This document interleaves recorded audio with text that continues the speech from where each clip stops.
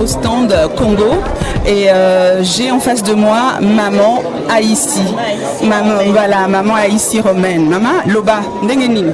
Ah, moke hein, toko sala moi enfin pona toko misamboka non to yiko présenter moi biloko to salaka na tonga kabilamba bana na saka ba bijoux ba sac tolingi to sublimer mboka na biso. Voilà le pagne. Voilà parce que travers ba robe ya bana kaka banani oyo bon na ko essayer ko sala robe na tissu wax. Ouais. Que bon, qu'on a valorisé, voilà, maputa, puisque les lots et comme à maputa, bah wax, ça la wax. Mais na mona qui va faire ça la mine kaka bilamba mikolo. Il y a banaté. D'accord, donc innovation. Voilà, ça la paix ya bana que banaté ba kota la kachari. Batope bazo leka, bazo ba leka ka ba talaka. Moke. Tokokoma. Première fois dans Salango. J'espère que bon on continuera. Voilà, donc c'est sur ces mots que je vais me retourner na maman Obombi. Bonjour maman Obombi. Bonjour. Non, ça va Ingra. Alors, qu'est-ce que tu exposes ici? Les statuettes. Les statuettes du Congo Brazzaville, parce que nous on est du bassin du Congo, donc on a le bois que tous les pays d'Afrique n'ont pas. Donc c'est cette richesse que nous on a et on fait ressortir. Le bois, tu dis le bois, c'est quoi comme bois? Il y a différentes qualités de bois ici. D'accord. Je vois qu'il y a même le raffia aussi. Donc si vous voyez en haut, ah ouais, d'accord. C'est les différents types de bois qui existent au Congo, donc dans la forêt du Mayan du Congo. Oui. Voilà, c'est ces différents types de bois qui existent. Donc c'est une richesse à mettre, à valoriser. Voilà, non pas. Donc vous avez du Kambala, vous avez du Wenge, vous avez donc les sculpteurs profitent de cela pour tailler. C'est pas la déforestation, mais non, au contraire, c'est même du développement durable, puisque oui, tout à fait, la statuette peut rester toute une vie. Voilà, il faut exploiter nos matières premières et montrer aussi l'exemple aux enfants qu'on est capable de faire des choses. Ah ouais, c'est très bien, je vois, c'est très bien fait, hein, la sculpture, impeccable. Ça exprime des scènes de vie courante et les autres c'est de l'abstrait et ça c'est du réalisme. Le monsieur qui a fait ça, c'est monsieur Mwanga, il est décédé, mais il a laissé des œuvres comme cette statuette. D'accord.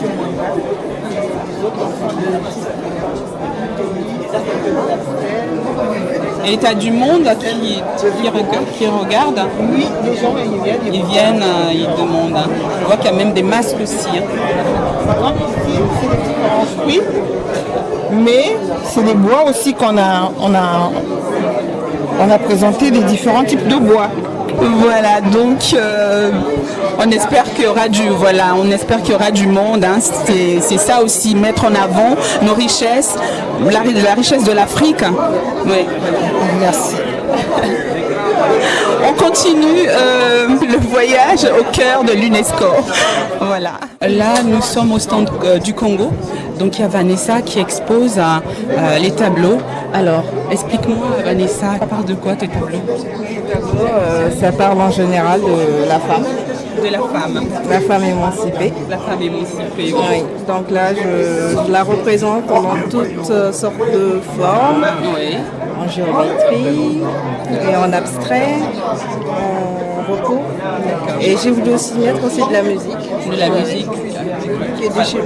Enfin, je vais mettre des mots de musique qui rime avec la qui rime avec la sape, oui, je vois, oui. Nous avons la guerrière aussi. La guerrière, la femme forte. La femme forte. Chez nous au Congo, les femmes sont des femmes battantes. Tout à fait, oui.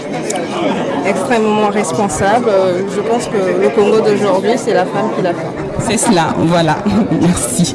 Je vais choper l'ambassadeur. Bonjour, Excellence. Alors donc c'est Monsieur Osebi, Henri Osebi, le patron du Congo à l'UNESCO. Alors, quelles sont vos impressions pour cette première, je pense que c'est votre première semaine africaine? C'est-à-dire c'est ma première semaine africaine depuis ma prise de fonction. La diaspora dont on a tiré un petit échantillon, les peintres, les accessoiristes, les parfumeurs, les modélistes, et nous pensons pouvoir monter en puissance. Et je me réjouis surtout de la présence ici à mes côtés de l'ambassadeur Henri Lopez, qu'on ne présente plus, mais également de l'ambassadeur bilatéral, M. Rodolphe Adada. Donc toute l'équipe est là, et je vois qu'il y a autour de nous quelques membres de la diaspora congolaise, Solange Ambatoyo, qu'on ne présente plus, n'est-ce pas? Il y a des écrivains, il y a madame la représentante du service social auprès de l'ambassade qui est là, et puis il y a Ziana TV.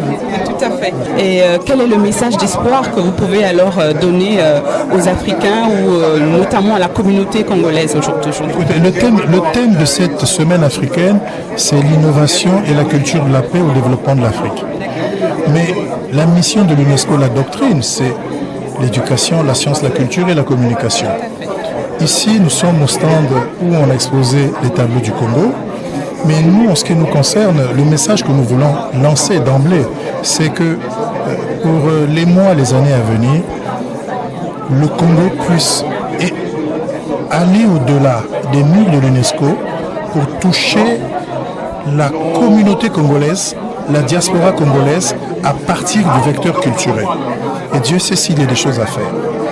Vous avez des entreprises de spectacle, vous avez des artistes, vous avez des sportifs, vous avez des écrivains, vous avez des entrepreneurs, vous avez des intellectuels.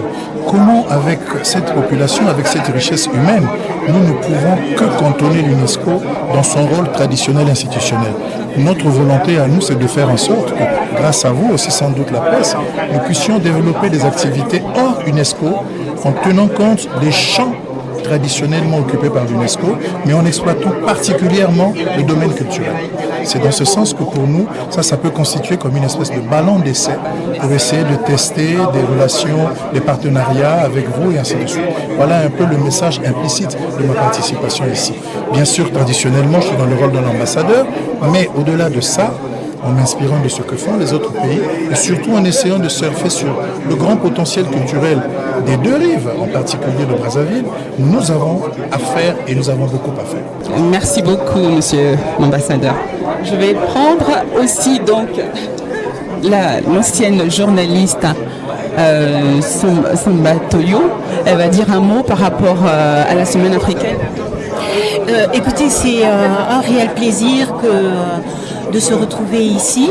Je suis arrivée il y a à peine quelques jours de Brazzaville et de tomber dans ce bouillonnement culturel parisien et de rencontrer toutes ces origines, toutes ces personnes d'origines diverses et de pouvoir échanger avec. C'est vraiment quelque chose de formidable et je suis très contente d'être là. Ici pour la semaine africaine à l'UNESCO, quelles sont vos impressions? Je pense que c'est une très bonne idée qui est déjà ancienne et c'est bien que ce soit justement à l'UNESCO que cette manifestation se présente parce que l'UNESCO c'est la vie multilatérale, c'est la vie du monde et le Congo y est représenté par l'ambassadeur Osebi. Parfois, nous nous sentons chez nous en voyant un stand comme celui-ci. On a également un autre stand plus oui. Et donc, c'est très bien. C'est très bien. Ceci fait la visibilité de l'Afrique et la visibilité du Congo en Afrique.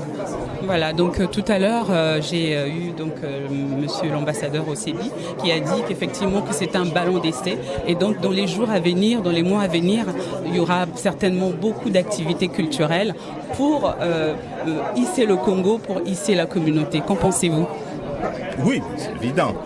C'est évident que, bon, c'est un ballon d'essai dans la mesure où précisément lui, c'est sa première année ici à l'UNESCO, mais avant l'ambassadeur Osebi, il y avait l'ambassadeur Adoua, qui était à ce moment-là, d'ailleurs, quand il était ici, président du groupe africain, et donc a présidé également à l'organisation de ce genre de manifestation. Non, ici à l'UNESCO, le Congo est tout à fait visible, et nous travaillons en symbiose, aussi bien la délégation permanente à l'UNESCO que l'ambassade du Congo bilatérale. D'accord. Donc on ose espérer qu'il y aura certainement des activités hors UNESCO. Ah oui, bien évidemment. on a déjà eu des activités hors UNESCO. Le Congo n'existe pas seulement dans l'UNESCO. Ici, c'est la semaine africaine. Et le Congo intervient dans le cadre de la semaine africaine. Voilà. Merci beaucoup, monsieur l'ambassadeur. Bien, écoutez, je suis heureux d'avoir été invité à cette inauguration. Et je suis encore plus heureux de voir la prestation du Congo qui est de qualité. Merci beaucoup. Et voilà. Merci. Voilà, donc c'était monsieur Henri Lopez, ancien ambassadeur du Congo à Paris. Je voulais rendre hommage à notre ambassadeur, un grand homme, un culturel. Parce que vraiment, aujourd'hui, depuis qu'il y a des ambassadeurs qui viennent, qui reviennent, qui partent, qui reviennent, c'est pour une première fois qu'on retrouve, qu'on voit un ambassadeur qui vient prendre son poste à Paris tout en ramenant une image des sapeurs congolais exposés à l'UNESCO. Monsieur l'ambassadeur, je suis très content. Avec notre ambassadeur, on trouve un interlocuteur.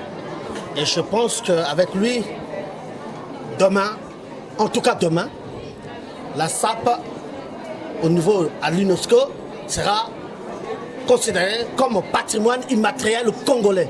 Monsieur l'ambassadeur, je suis très content. Je vous remercie. Et je pense que à tous les sapeurs, à tous les sapologues, nous sommes heureux. Nous avons notre interlocuteur, il fera en sorte que ça se fasse. Merci beaucoup. Merci beaucoup. C'est un commentaire? Oui, un commentaire, je crois l'avoir déjà dit. Tous les éléments qui peuvent servir à renforcer l'identité culturelle de l'Afrique et du Congo en particulier font partie de mon domaine. Donc la SAP, comme la rumba, comme demain peut-être autre chose, peut-être Sainte-Anne du Congo, mériterait d'être identifiés comme étant des éléments susceptibles d'être enrôlés dans le patrimoine immatériel de l'UNESCO. Parce que la culture, ce ne sont pas que des livres, ce ne sont pas que des films, c'est aussi les contes, c'est la tradition orale, c'est aussi toutes les expressions artistiques de l'identité d'un peuple.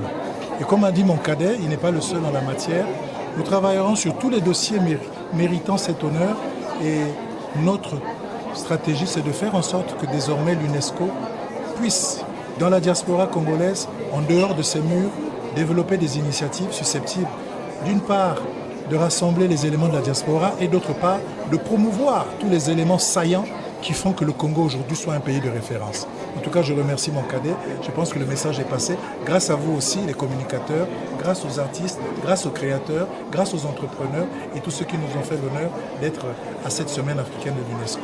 Merci beaucoup.